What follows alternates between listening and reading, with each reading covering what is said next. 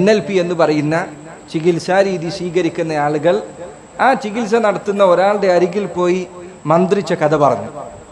അപ്പൊ ഇയാളുടെ അടുത്ത് മന്ത്രിക്കാൻ പോലും ഖുർആൻ ഓതുന്നതിനിടയിൽ കുറച്ച് കഴിഞ്ഞാൽ പിന്നെ ഇയാൾ കാണാം നൂർ നൂർ എന്ന് പറയും. അതെന്താ ഈ നൂർ? അദ്ദേഹത്തോട് എന്താണ് നിങ്ങളുടെ മന്ത്രത്തിന്റെ അടിസ്ഥാനം എന്ന് ചോദിച്ചാൽ അത് പറഞ്ഞു തരാൻ പറ്റില്ല, അത് പ്രത്യേക കോഴ്സ് എടുത്താലേ പറയാൻ പറ്റുള്ളൂ. ഇത്തരം അവ്യക്തമായ മന്ത്രങ്ങൾ അതിലേക്ക് ഒരിക്കലും പോകരുത്. എന്ത് അസുഖം മാറുമെന്ന് പറഞ്ഞാൽ അസുഖം മാറിയാൽ പോരാ. ഉലമാക്കൾ പണ്ഡിതന്മാർ ചിലർ പറഞ്ഞതുപോലെ നിന്റെ സർവ്വ അസുഖവും മാറി നീ ശിർക്കിൽ വീഴുന്നതിനേക്കാൾ നല്ലത് നിനക്ക് സർവ്വ അസുഖങ്ങളും ബാധിച്ച് നീ മരിച്ചു പോകുന്നത് തൗഹീദിലായിക്കൊണ്ട്.